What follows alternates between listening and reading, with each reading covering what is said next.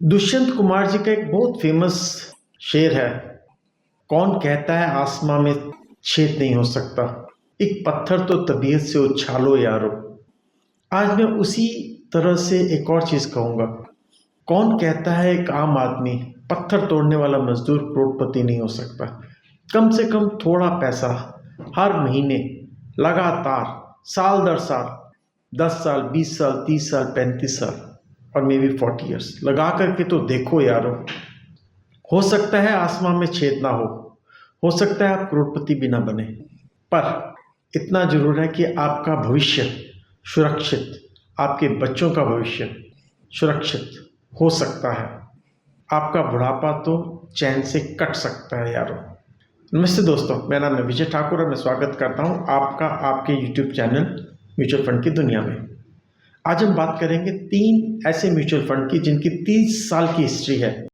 देखेंगे उनका कैसा रिजल्ट रहा और अगर आपने उसमें थोड़ा थोड़ा पैसा लगाया होता तो वो आज कितना हो जाता। सबसे पहले हम बात करेंगे HDFC flexi cap mutual fund की। ये जनवरी 1995 में शुरू हुआ था और उसने तब से लेकर के अब तक 90% से ज़्यादा रिटर्न दिया है। आप इसको इस तरह से समझिए कि अगर आपने उसमें 1000 रुपये हर महीना लगाया होता तो आज आपके पैसे बढ़कर के हो जाते 1,27,00,000 रुपये। दूसरा हम लेके चलेंगे ICICI prudential multi cap fund. ये भी 1994 से शुरू हुआ है और इसने तब से अब तक जो रिटर्न दिया हुआ है 15.41%। इसमें अगर आप 1000 रुपये हर महीने लगाते तो पिछले 30 सालों में आपका पैसा बढ़कर के हो जाता 62 लाख के आसपास। और तीसरा निप्पॉन इंडिया ग्रोथ फंड, ये अक्टूबर 1995 में शुरू हुआ था और इसका 30 साल का जो एवरेज रिटर्न रहा है वो रहा है 22.4%। आप इसको इस तरह से देखिए कि अगर आपने उसमें हर महीने 1000 रुपये लगाए होते तो आज आपके वो पैसे बढ़कर के हो जाते 2.7 करोड़ रुपीस। दोस्तों, ये 3 म्यूचुअल फंड मैंने इसलिए लिए हैं क्योंकि ये सबसे पुराने म्यूचुअल फंड हैं और सबसे अच्छी म्यूचुअल फंड कंपनीज के म्यूचुअल फंड्स हैं। जरूरी नहीं कि सारे म्यूचुअल फंड ऐसा ही रिटर्न दें, इससे 2-3% कम भी दे सकते हैं। पर अगर ये कम भी दें तब भी हो सकता है आप करोड़पति ना भी बन पाए, तब भी आपके वो 3,60,000 रुपये, इतना पैसा तो हो जाएगा कि आपका अपना बुढ़ापा आसानी से निकल जाएगा। अब तीनों म्यूचुअल फंड का जो हमने किस्सा लिया है जिसमें आपकी टोटल इन्वेस्टमेंट 3,60,000 थी और HDFC में बढ़कर के हो गई 1.27 करोड़, ICICI प्रूडेंशियल में हो गई तकरीबन 63 लाख, निप्पॉन इंडिया ग्रोथ में हो गई आपकी 2.7 करोड़।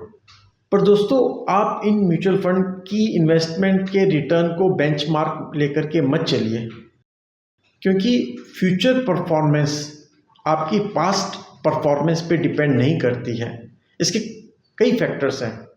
आपकी मार्केट कैसी है, आपका फंड मैनेजर कैसा है, आपके फंड मैनेजर ने कौन कौन सी कंपनियां चूज़ की हैं, हमारी इंडिया की GDP कैसी है। ये सारे फैक्टर्स को अगर हम देखते हैं तो हमें पता चलता है कि हमारी एवरेज ग्रोथ कितना रहेगा।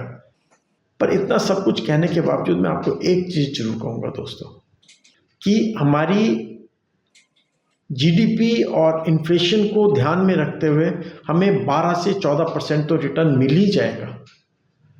अब इसको इस तरह से देखिए कि अगर आप 1000 रुपये हर महीने 30 साल तक लगाएंगे तो आपके 12% के हिसाब से आपके पैसे हो जाएंगे लगभग 31 लाख रुपए और 14% के हिसाब से आपके पैसे हो जाएंगे 46 लाख रुपए।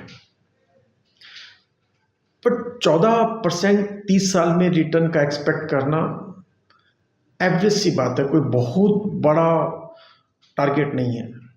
मैंने ये जो 3 म्यूचुअल फंड लिए ये केवल एग्जाम्पल के तौर पे लिए। आप इसको ये मत मान के चलिएगा कि आप इन्हीं में पैसा लगा दीजिए।